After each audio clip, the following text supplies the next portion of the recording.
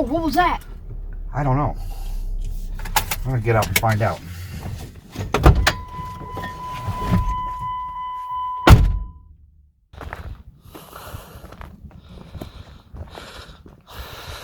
Oh, damn it. Oh man, there goes our adventure for the day. Well, we're out on a simple adventure, just doing some exploring, and we got a flat tire.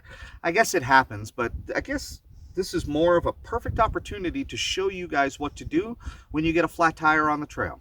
So come on, let's get some tools out. Let me show you what I carry with me and what I suggest you carry with you so that we can solve this issue.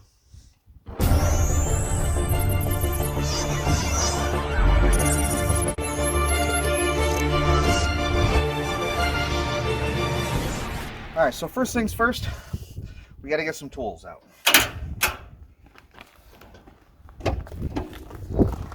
Your factory jack and factory spare tire tools on every Jeep are usually located right here in the back. Underneath this little plastic container, this is where your jack and your tire iron is. The jack is held in by its own pressure, so you want to turn this to loosen the pressure. You can pull the jack right out, and then right underneath it is the actual tools for the jack itself. All right, welcome back to Jeeping for Beginners, folks. Today we are going to talk about changing a flat tire out on the trail. As I just showed you, the factory jack is with every Jeep that's out there. On factory height Jeeps, this works just fine. I also carry with me a bottle jack. I also carry a high lift jack, wrench with a 19mm socket, and your factory tools. And the one thing I do recommend is always have a pair of gloves, because this is going to get dirty really quick. I'm not necessarily recommending that you carry all three types of jacks with you. In fact, out of all this setup here, the one that I prefer is a bottle jack, and I'm going to show you why here in just a little bit. A lot of guys prefer the high lift, which I will show you how that works, but this one in a pinch will work just fine. So first things we need to do is we need to actually loosen the lug nuts on the wheel before we start lifting this vehicle up. Now in my particular case, the factory tire iron is not going to work, mainly because I have aftermarket wheels. Now, if you don't have aftermarket wheels, or the aftermarket wheels that you have allow for the factory lug nuts, then you already have the tool with you. However, because of how mine are set up, I need to use a 19mm socket. Now, you can use just a wrench on this, a breaker bar, or in my particular case, if you happen to have the tools with you, an impact gun always makes things go a little faster.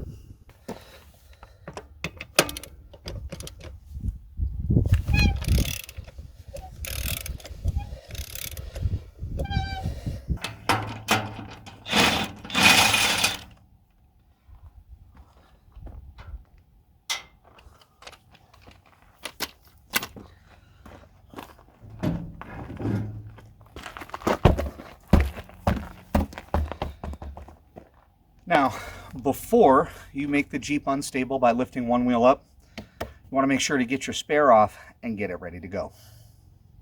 Now that we've got the lug nuts loose, now we've got to lift the axle up or lift the Jeep up so that we can pull the tire off. Let me show you how all three jacks work.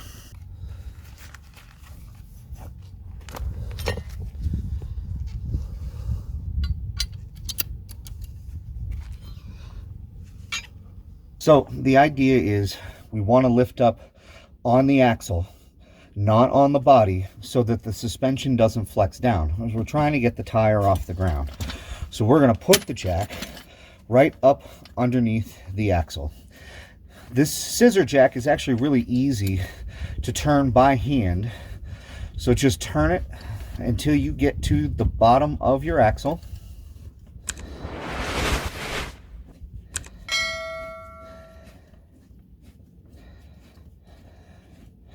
And then once you get it in place and tension starts on there, that's where you're going to need the tools. On the rod itself, on the end, there's a little hook.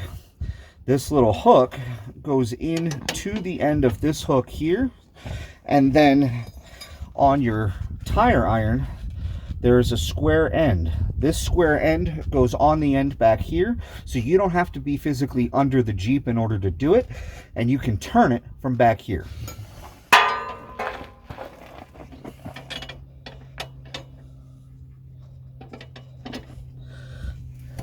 And then it's just a matter of lifting it up.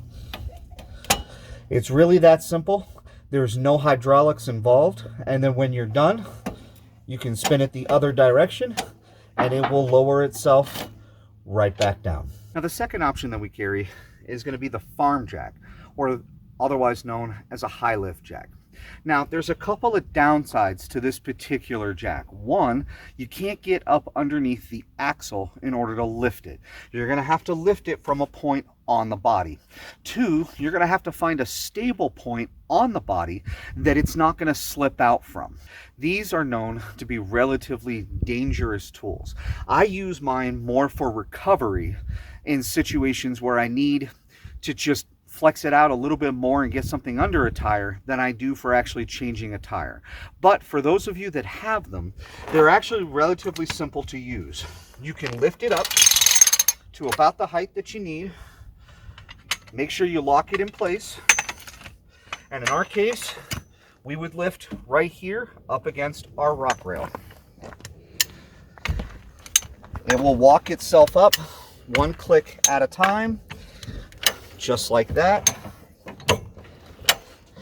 And you can keep going. Now the challenging part about this is, in order to get the tire up off the ground, you will have to flex the full suspension down. So as you're lifting on the body, the tire may stay on the ground for a little bit.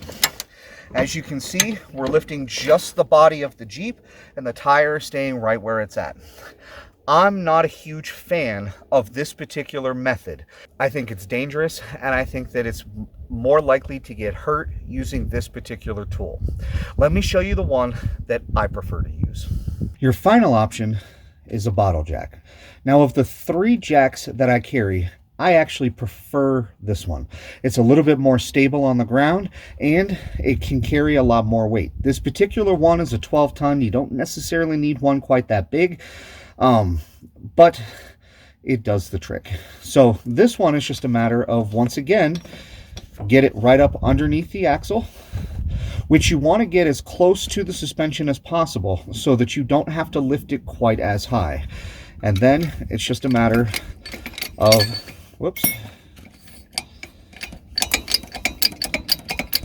pumping it up.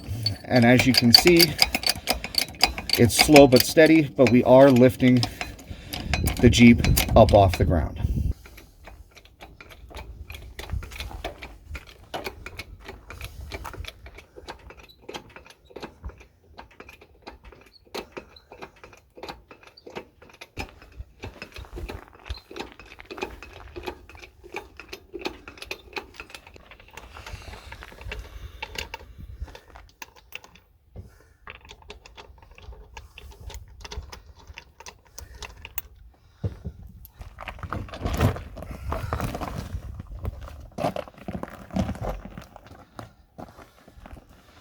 Now, if your tires are like mine, and you're running about 35-inch or so, you got to remember that the wheel and tire combination does weigh close to about 100 pounds.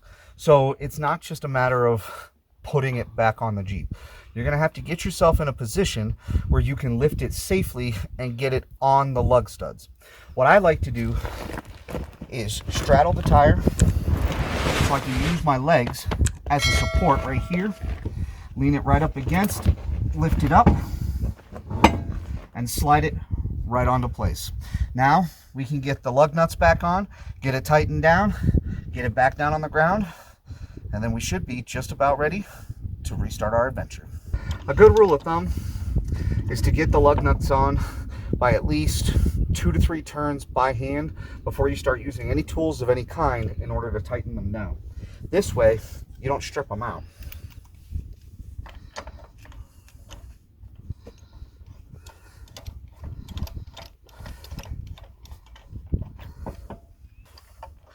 Once you get all 5 lug nuts in place, then when you go to tighten them down, you want to do it in a star pattern. Do the lug nuts that are always opposite of the other lug nuts. This will tighten it down so that it centers the hub back onto the axle. So this way you don't get any unnecessary wheel wobble out of it.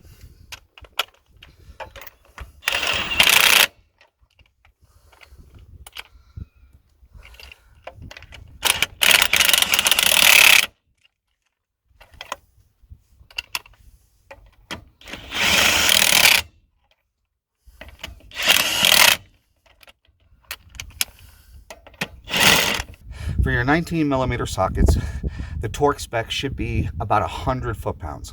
Now, the one thing that I don't normally carry with me when I go off-road is a torque wrench, but if you get it on as tight as you can by hand or with a couple clicks of an impact gun, once you get back into town, just throw a torque wrench on it and make sure that they're nice and tight.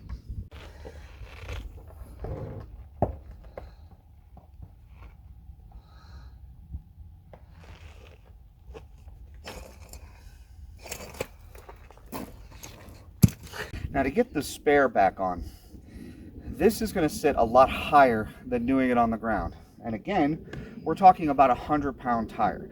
Now, you could manhandle it and just pick it up, put all your strength into it and lift it up. I'm going to show you a real easy way to lift the tire back up that puts the effort through the back of your legs and not in your lower back. So first, we're actually going to spin the wheel so that it is facing the Jeep, okay? Put this end up against your midsection, grab the rim, and then just lift it up. Now you're carrying it by your legs. You just set it in place. So this way, a 100-pound tire doesn't seem quite so heavy when you lift it the proper way to get it back onto the back of the Jeep. And that's it, folks. It's really not that complicated or not that difficult to do. And all in all, should only take about 20 minutes and you're back on the trail. Meanwhile, we're going to get back to town. We're going to go to a tire store and figure out what happened to this one, see if we can save it and not have to buy another set of tires. In the meantime, thank you so much for joining us. If you haven't subscribed to the channel, please feel free to do so. We are trying to hit a goal of 2,500 subscribers this year, and we would love to have you as part of the Jeeping for Beginners family. So in the meantime, stay safe, happy Jeeping, and we will see you next time.